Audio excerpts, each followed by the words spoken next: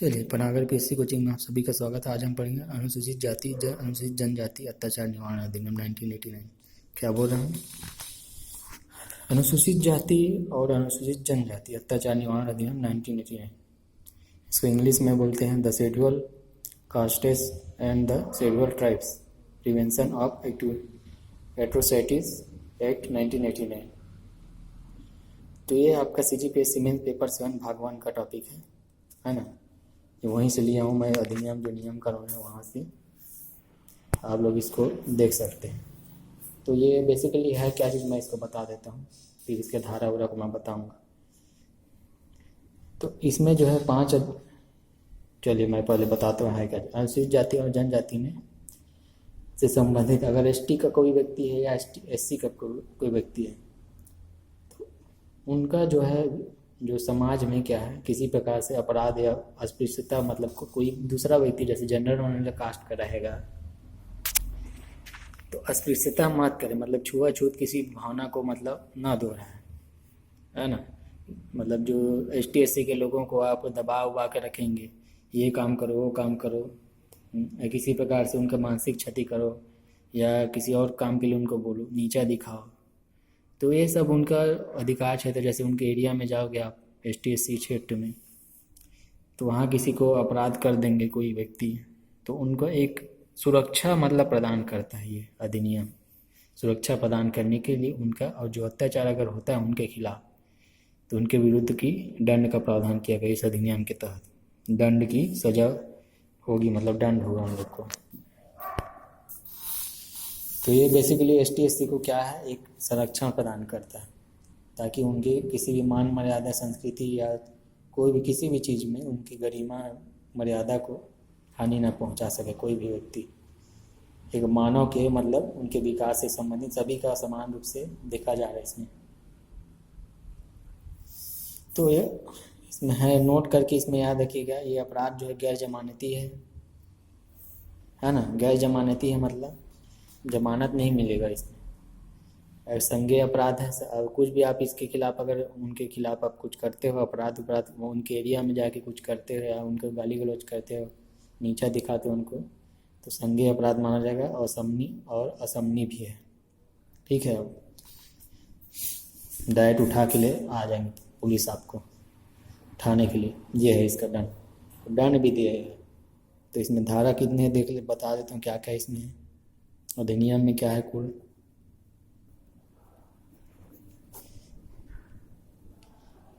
अधिनियम में क्या है, इसमें 5 अध्याय है, 5 अध्याय और 23 धारा है। 5 अध्याय हैं, 23 धारा है इसमें शामिल है। तब इनका जो है एक अधिनियम लाया था, अस्पृश्यता निवारण अधिनियम 1955 लाया गया था, जो सिविल अधिकार संरक्षण के 1955 जो बोला जाता है। 1976 में इसको चेंज किया गया। एक अधिकार नागरिक अधिकार संरक्षण अधिनियम 1955 में लाया गया था। तो ये सब इनमें जो कमियां थी उनको दूर करने के लिए इसको लाया गया 1989 में इसमें। तो ये लगभग आपका जो 1989 जो बोल रहा है इसमें कहा, ये लगभग 30 जनवरी को लागू कब हुआ इसका, 30 जनवरी 1990 लागू। अधिनियम तो 1993 का है, लेकिन लागू कब हुआ, 30 जनवरी 1990 को लागू हुआ।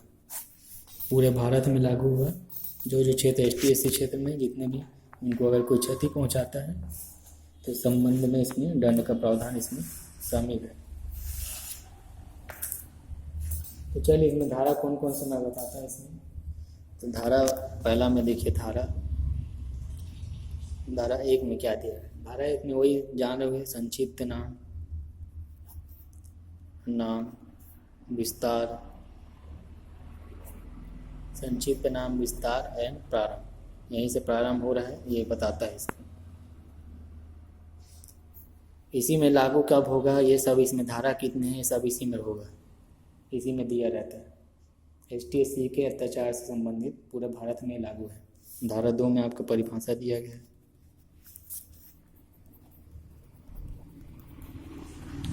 क्या दिया गया है, परिभाषा दिया गया। अब इसमें परिभाषा को किसका किसका दे इसमें बता देता है कि पूछ देता है पेपर में, है ना। तो पहला तो अत्याचार के बारे में दिया गया है, अत्याचार की परिभाषा दिया गया है। लोक सेवक के बारे में दिया है, लोक सेवक क्या होता है। विशेष न्यायालय के बारे में दिया गया है,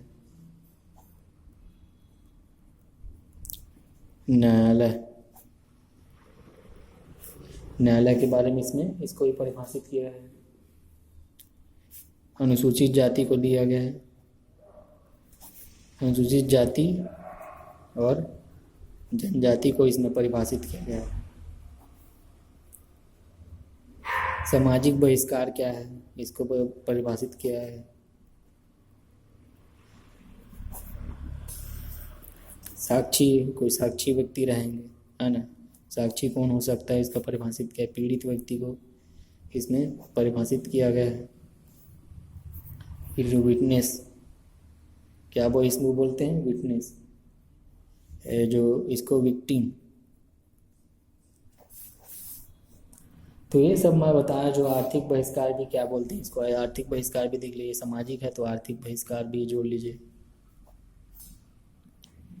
आर्थिक बहिष्कार कोई करता है तो किस तरीके से करेगा उसको परिभाषित किया गया है।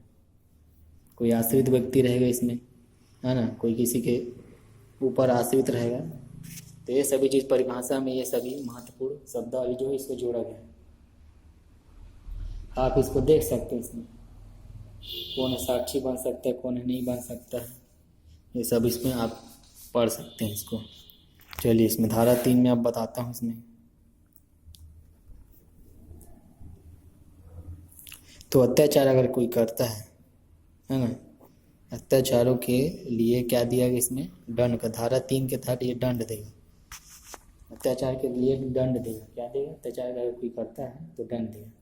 इसमें एक बार बताता हूँ मैं, इसमें ओवर भी देता हूँ कि है क्या चीज़ इसमें।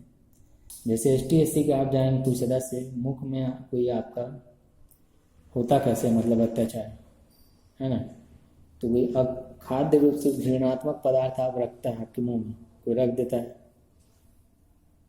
मजबूर करता है पीने खाने के लिए, जो आपका जैसे ड्रिंक व्रिंक है, कोई नशा वशा वाले नशीली पदार्थ है, कोई आपका ज़बरदस्ती आपको किसी व्यक्ति को खिलाता है ना, तो उसमें दंड का प्रावधान है। और घृणात्मक सामान जैसे मल मूत्र हो गया, है ना, पशु शव हो गए, परिसरों के प्रवेश द्वार पर जैसे कोई निवास करता है वहाँ पर आपका रख देता है, चल देता है, तो उसमें इनको दंड का प्रावधान किया है। किसी व्यक्ति को जूते के माला पहना देता है ना, नीचा दिखाने के लिए अनुसूचित जनजाति को या ST SC ST को, तो उसमें क्या है, गरिमा और किसी का मुंडन करवा दे रहे हैं। ये सब होता है, किसी का मुंडन करवा दे, गरिमा विमा, उसका बाल वाल को दाढ़ी उड़ी मतलब वो बना देते हैं, मतलब जो भी साफ उफ करे तो उनका गरिमा को नुकसान पहुँचाते हैं, हानि पहुँचती है। मुँह छूछ को हटवा देते हैं। खेती उती कोई करता है, भूमि को ले लेते हैं, तो ये उनके अधिकारों का हनन है। फसल उसल जैसे नष्ट उष्ट कर देते हैं, किसी का फसल बेचा कब्जा ज़मीन है, उस परिसर में आपका जाके उसमें कुछ किसी तरह का मतलब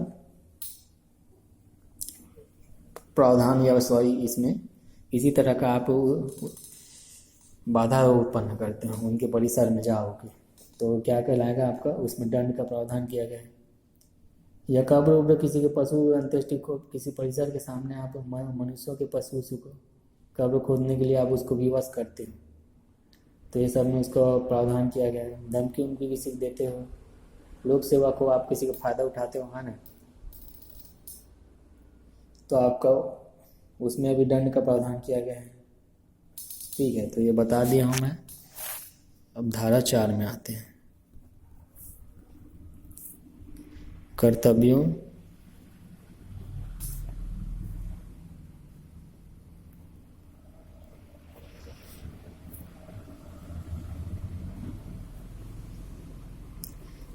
की उपेक्षा के लिए। अब जैसे मान लो कर्तव्यों की उपेक्षा करते, कोई लोक सेवक है, ST SC जाति का सदस्य नहीं है ना, कोई भी व्यक्ति कोई भी लोक सेवक जो है ST SC जाति संजाति का सदस्य नहीं है, और इस अधिनियम के पालन किए जाने के जानबूझकर मतलब उपेक्षा करता है कि मतलब नहीं करता है, तो उसको ना 6 माह से सज़ा होगी, मतलब 6 माह तक उसको सज़ा हो सकती है। अवधि जो है 6 माह से कम नहीं होगी, है ना। 1 वर्ष तक की हो सकेगी, दंड नहीं होगा। मतलब अगर कोई कर्तव्य नहीं करता तो उसको 6 माह से लेकर 1 वर्ष तक सज़ा हो सकता है। कोई लोक सेवक है जो जानबूझकर ये देखता है कि एसटी/एससी का अगर अत्याचार हो चुका है और देखता रहता है, मतलब कोई कंप्लेंट लिखवाने जाता है तो कार्य नहीं होता, तो सज़ा का इसमें दंड का प्रावधान किया गया है। धारा 5 में देखिए, इसमें धारा 5 में क्या दिया है। धारा 5 में है जैसे पश्चातवर्ती कोई दोष सिद्धि दंडित है। पश्चात पहले कोई आप दंड किए हो, मतलब कोई अपराध किया हो, पहले अपराध के बाद भी फिर वर्धित आप मतलब कोई कार्य करते हो जो दंड, तो उसके लिए दंड दिया गया है। दंड का इसमें प्रावधान के दोष सिद्धि पाया जाता है तो भी दंड इसमें दंड नहीं होगा। अब धारा 7 भी देखिए। धारा 7 में आपका कतिपय व्यक्तियों की उनकी संपत्ति का समापहरण करना, किसी व्यक्ति में संपत्ति का समापहरण करना। अब इसमें क्या किया, किसी व्यक्ति के कोई यदि इस अधिनियम के अधीन क्या होगा, अपराध के लिए विशेष न्यायालय द्वारा दोष सिद्धि अगर हो चुका है ना,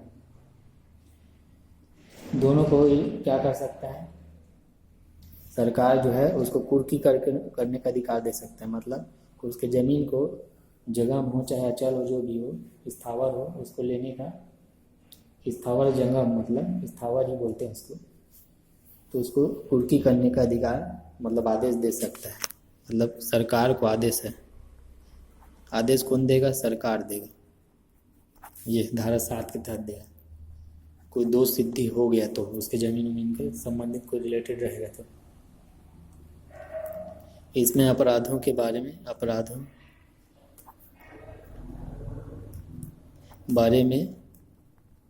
उपधारणा, अपराधों के बारे में क्या उपधारणा दिया गया है। उपधारणा मतलब क्या है, इसमें किसी व्यक्ति ने जो कोई अभियुक्ति को इस अधिनियम के अधीन अपराध करने में सहायता की, है ना। कोई व्यक्ति जनजाति पहचान, जिसमें जैसे कि मान लीजिए कोई व्यक्ति अपराधों के बारे में पहले जानता था और उसको दोषी मतलब जबरदस्ती को उस काम करवा दिया, तो दुष्प्रेषण के आरोप में वो गिरफ्तार हुआ। दुष्प्रेरण के आधार पर दोषी होगा वो, धारा 8 के तहत। धारा 9 में आइए। धारा 9 में बोलते हैं शक्तियों प्रदान किया गया है, इसको शक्तियों का प्रदान किया जाना।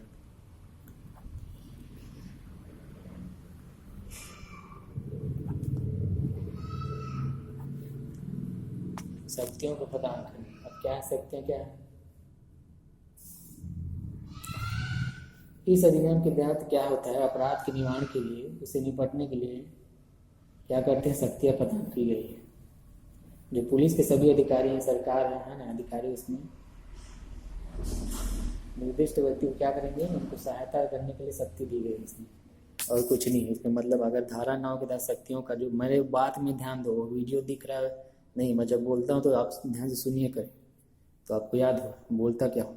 शक्तियों का प्रदान किया गया मतलब किसको किया गया, जो पुलिस अधिकारी रहेंगे उनको प्राप्त है।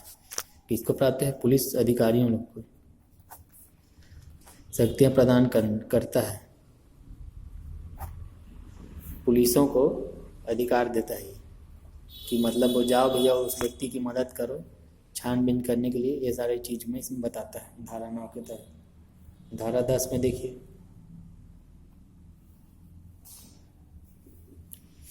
व्यक्ति, अब इसमें जैसे कि कोई व्यक्ति अपराध के पहले उसको हटा देना, मतलब अपराध की आशंका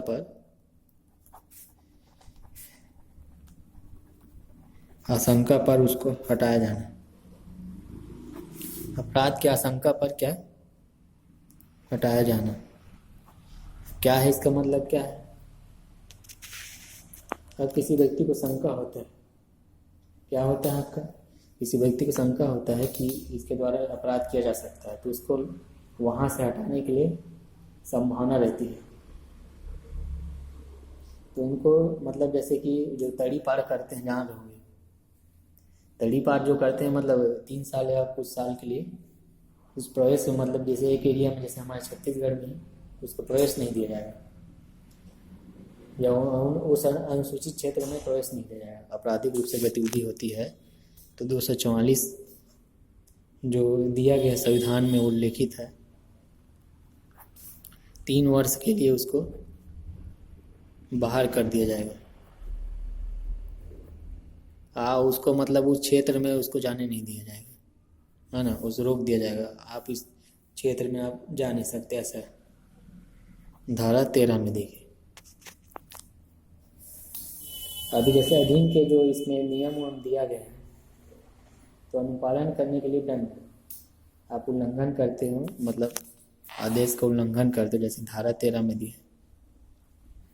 आदेश का उल्लंघन पे हेतु दंड। तो किसी कारावास की अवधि 1 वर्ष तक हो सकती है, 1 वर्ष इसमें सजा का प्रावधान है या जुर्माना। बोला क्या जा रहा है, आदेश का कोई आदेश अगर सरकार या न्यायालय मतलब दे देती है किसी व्यक्ति के खिलाफ, तो 1 वर्ष तक सजा का प्रावधान या जुर्माना ले सकती है, जुर्माना साथ में भी रहेगा। अब एक देखिए आप इसमें 14 में, धारा 14 में देखिए, इसमें एक है विशेष न्यायालय,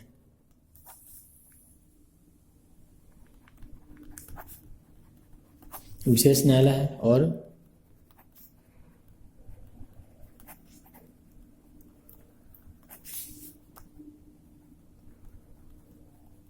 विशेष न्यायालय और अनन्य विशेष न्यायालय, 2 न्यायालय हो सकते हैं। तो इन लोग क्या करते हैं, इन लोग वही है कि अगर किसी मुद्दे को निपटाना रहेगा तो क्या करेंगे, 2 माह की अवधि के भीतर पूरा करने रहेंगे, जल्दी जल्दी, मतलब कोई भी अवधि के, अगर न्यायालयों में अगर समझ कोई पेश हुआ है, कोई है ना, सुनिश्चित किया गया है कि राज्य सरकार की किसी, तो 2 माह की अवधि के भीतर उनको निपटाना जरूरी है। समय उसका क्या है, अवधि 2 माह के अंतर्गत, 2 माह के भीतर। ज़्यादा समय लगा है तो इनको भी दिक्कत हुआ, है ना, जो न्यायालय वाले के व्यक्ति होंगे। धारा 14 का अपील करने की शक्ति है। अब अपीलें क्या है, अभी धारा के अधीन क्या है, प्रत्येक अपील ऐसे हैं, निर्णय दंडादेश जो भी होंगे 20 दिन के भीतर की जाएगी। आदेश से, जैसे मान लिया आदेश से जिससे अपील की गई है ना, 20 दिन के भीतर की जाएगी, परंतु अगर उच्च न्यायालय 9वें दिन का उक्त अवधि की समाप्ति के पश्चात ऐसे अपील को स्थिति से ग्रहण कर सकेगा, या 9वें दिन के भीतर अपील नहीं करने का पर्याप्त कारण था। अगर मान लीजिए अपील जो मतलब इस प्रक्रिया के तहत, मैं ये बोलना कि अपील का मतलब क्या है, अपील का मतलब, बोलने का मतलब ये है कि जैसे मान लो आप किसी न्यायालय में जाते हो, अब वो आपको न्यायालय जो है आपको नहीं लेता है, हल्के में लेता है ना, आपको मतलब हल्के में ले रहा है उसको, मतलब आपका जो कोई आपके समझ जो मामला है, आपका जो भी मामला हो जिस मैटर में, उसको मतलब नहीं ले रहा है, तो क्या करिए, तो आप क्या कर सकते हो, अभी उसके हाई कोर्ट, जैसे आप छोटे डिस्ट्रिक्ट लेवल में गए, अब वहाँ नहीं ले रहे तो आप हाई कोर्ट जा सकते हो, वहाँ अपील लगा सकते हो। तो ऐसे ही मतलब अधीनस्थ के खिलाफ उच्च कोर्ट में आप लोग जा सकते हो, अपील कर सकते हो। तो अपील कितने दिन के लिए होगा, आदेश अगर दे दिया है कि मतलब आपका कोई पत्र लिख दिया है कि आदेश दे दिया है कि इनका मतलब काम करनी है, मतलब मामला ठीक नहीं, मतलब कोई मतलब खास नहीं है ऐसा, तो आपको लगता है कि अगर ये लोग मतलब ये लोग रियल में नहीं ले रहे हैं, असली में मतलब ये लोग नहीं ले रहे हैं, तो अपील 20 दिन के भीतर की कर सकते हो, उस आदेश के 20 दिन के अंदर। अगर ज़्यादा समय हो गया या किसी कारण से आप नहीं गए, नहीं जा पाया, तो 180 दिन के अगर बाद आप बोलोगे तो आप लोग उसको नहीं लेंगे। 6 महीने के मतलब बाद आप अपील कर रहे हो तो उसको अपील नहीं माना जाएगा, उसको नहीं लेंगे, है ना। उसके बाद कोई कार्यवाही नहीं होगी। और अपील एक बार ग्रहण कर लेने की तारीख से 3 माह की अवधि के भीतर निपटारा किया जाएगा। तो मैं इसमें लिख देता हूँ। तो 20 दिन के आदेश के बाद, आदेश अगर दे दिए नोटिस कि आपका भैया जो मामला है खास नहीं है, तो 20 दिन के अंदर आप उच्च न्यायालय में आप जाके अपीलें कर सकते हैं। और 180 दिन के बाद अगर अपील करोगे, अपील करते हो 180 दिन तो नामंजूर होगा, नामंजूर होगा। वो क्या होगा? आपका नामंजूर होगा। अगर 180 दिन हो गया, 20 दिन हो गया ये, अब अगर मंजूर अपील कर दिए 20 दिन के अंदर में, तो क्या होगा? तो कारण उन्होंने बता के अगर 180 दिन के अपील बाद मंजूर कर नहीं होगा, वो चलेगा भी नहीं। तो 3 माह के अंतर्गत निपटारा होगा। क्या चीज़ का निपटारा होगा? अपील का जो आप दे दी गए आदेश अगर स्वीकृति हो गई, आदेश नहीं मतलब अपील का जो स्वीकृति होगी, तो 3 माह के अंदर आपका निपटारा करके दिया जाएगा। उस तारीख से मतलब जिस दिन से दिए हो, 3 माह के अंतर्गत आपका समाधान करके दिया जाए, लौटाया जाए। चलिए धारा 15 में देखिए। धारा 15 में आपका विशेष लोक अभियोजक, विशेष लोक अभियोजक और अन्य लोक अभियोजक।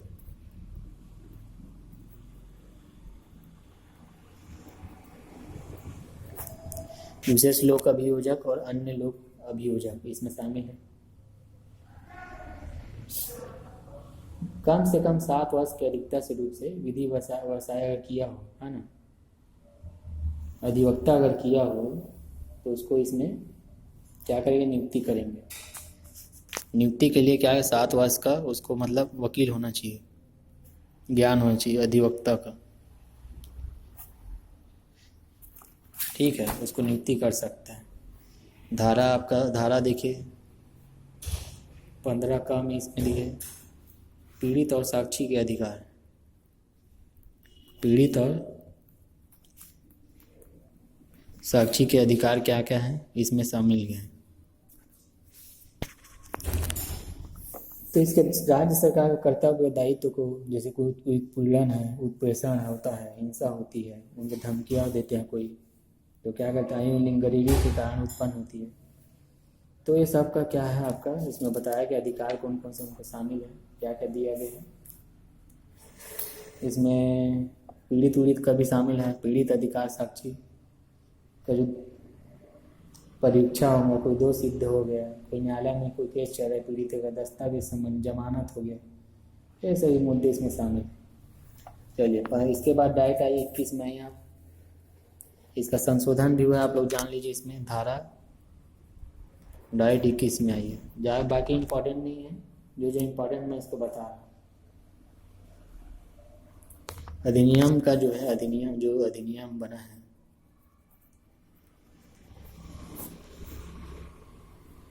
अधिनियम का प्रभावी क्रियान्वयन। अधिनियम का क्या प्रभावी क्रियान्वयन सुनिश्चित।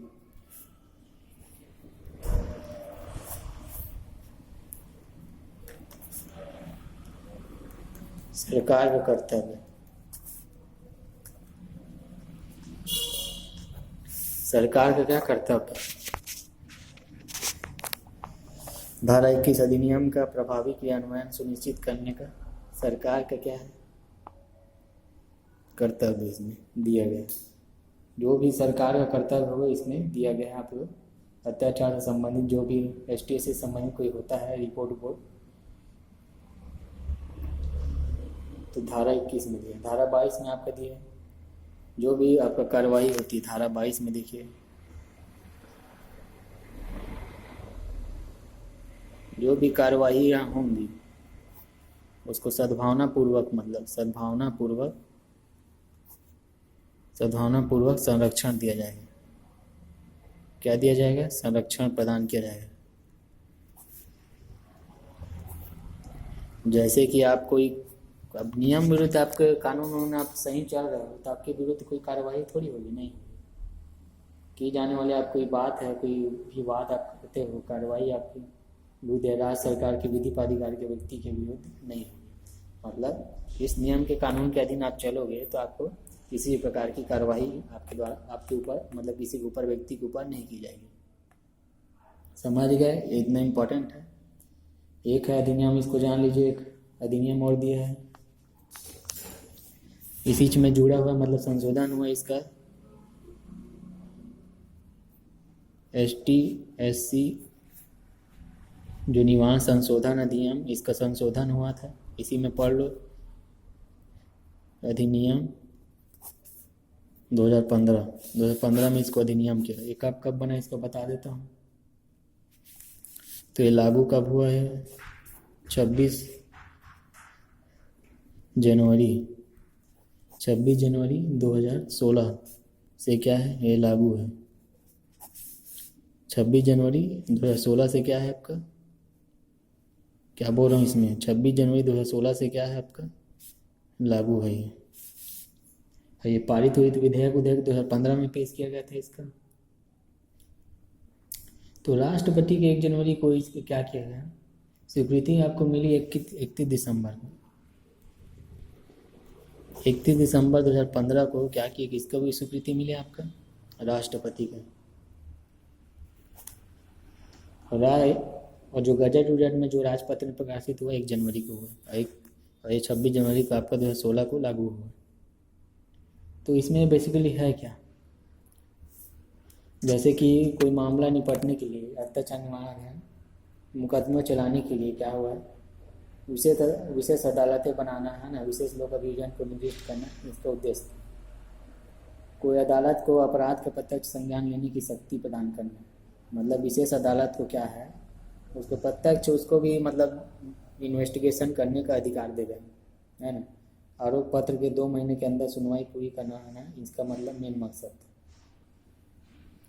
अब वही है जो इसमें जो बताया कि माला पहना जूते की, है ना, जैसे कि आप मुंडन करवा दिए किसी का, जादू टोना अत्याचार बढ़ावा दे रहे किसी व्यक्ति को, है ना, पूजनीय वस्तुओं का आप उसको खिलाफ आपको किसी प्रकार से आप निषेध कर रहे हो, आपका मतलब उनको छूने नहीं दे रहे हो, तो ये सब इसमें आएंगे। आपका इसमें सुधार किया गया, फिर बाद में संशोधन हुआ इसमें। तो ये था आपका क्या, अत्याचार निवारण अधिनियम 1989 ST/SC का है। इसमें संविधान का जो प्रावधान भी गया है, अब अनुच्छेद जब संविधान में देखेंगे तो अनुच्छेद 14 में दिया है गया, विधि के समक्ष सभी समान है बोल के। अनुच्छेद 15 में दिया है, धर्म, मूल, वन, जाति, लिंग के कोई भेदभाव नहीं कर सकते। 16 में भी दिया है कि नियोजन, नियुक्ति, जो अवसर, जो सेवाओं में आपको कोई रोक नहीं सकता। 17 में आपका अनुच्छेद में कोई मतलब अस्पृश्यता का प्रावधान किया गया है, मतलब छुआछूत आपसे कोई नहीं कर सकता। सेना उना में जैसे कि अफसरों का जो उपाधि मिलता है उसको सभी का समान अधिकार है। प्राण, देश और स्वतंत्रता का भी अधिकार दिया गया है। अनुच्छेद 330 में लोकसभा के अनुसूचित जातियों और जनजातियों के स्थान आरक्षित किए गए हैं। लोकसभा में ST/SC का आरक्षण दिया गया। 32 में आपका विधानसभा में दिया है, ST/SC का आरक्षण दिया है। 39 में आपका राष्ट्रपति के अनुसूचित क्षेत्रों में प्रशासन प्रतिवेदन आयोग गठन करने का प्रावधान दिया है, मतलब 339 के तहत आयोग का गठन करने का प्रावधान किया गया है। और कोई शोषण करता है 19 अनुच्छेद 46 के तहत, तो आपका हितों की रक्षा करने के लिए इसका भी अधिकार दिया है। और रीट जारी कर सकता है, कौन कर सकता है, सुप्रीम कोर्ट 32 के तहत। देख लीजिए ओवरव्यू, काफ़ी लंबा चल दिया वीडियो, लंबा पढ़ना ही पड़ेगा, लेकिन क्या करोगे आप, मेंस के लेवल का पढ़ना है। अनुसूचित जाति ST/SC 1989 धारा 5 अध्याय 23 धारा है इसमें। 30 जनवरी 1990 को एस्टेब्लिश हुआ। इसमें देखिए परिभाषा कौन को किसका लोक सेवा के बारे में दिया है। बहिष्कार, साक्षी पीड़ित, आर्थिक बहिष्कार, अत्याचार के लिए दंड दिया गया है। धारा 3 में 4 में कर्तव्यों की उपेक्षा के लिए दंड 6 माह से 1 वर्ष कारावास, 6 माह से 1 वर्ष तक उसको सजा का प्रावधान है। पहले अपराध के बाद अगर दूसरा करता है तो उसको भी सजा का प्रावधान किया गया है। धारा 7 में देखिए 8 अपराधों के बारे में धारणा पुष्पेषण करता है। शक्तियों को प्रदान करना, पुलिस अधिकार देता है, पुलिसों को अधिकार शक्ति प्रदान करना 9 के तहत। आदेश का अगर उल्लंघन कोई करता है तो 1 वर्ष की सजा या फिर जुर्माना दोनों लगा सकता है। इसमें 14 का अपील 20 दिन अपील है, इसमें अपील कर सकता है 20 दिन के अंदर में। विशेष लोक अदालत के अभियोजक की 7 वर्ष की अधिवक्ता मतलब होना चाहिए उसके पास। कार्यवाही को संरक्षण इसमें सद्भावना पूर्वक प्रदान करता है संरक्षण। अगर कोई नियम कानून का पालन करता है तो उसके विरुद्ध कोई भी कार्यवाही नहीं होगी। और 2015 में संविधान ST/SC संशोधन अधिनियम हुआ 26 जनवरी 2016 से लागू और 31 दिसंबर 2015 को राष्ट्रपति का अनुमोदन हुआ। तो चलिए जिनको एडमिशन है ले सकते हैं। CGPSC प्री की क्लासेस में कराई जाएगी और ट्यूशन क्लासेज आपकी 6वीं से 12वीं मैथ से उसका भी कराया जाता है। जिनको प्रवेश करना है कम कीमत में आपका 40 से 50% अभी छूट रहेगा। आप लोग एडमिशन प्रवेश ले सकते हैं, संपर्क कर सकते हैं। चलिए वीडियो देखने के लिए आप सभी का धन्यवाद।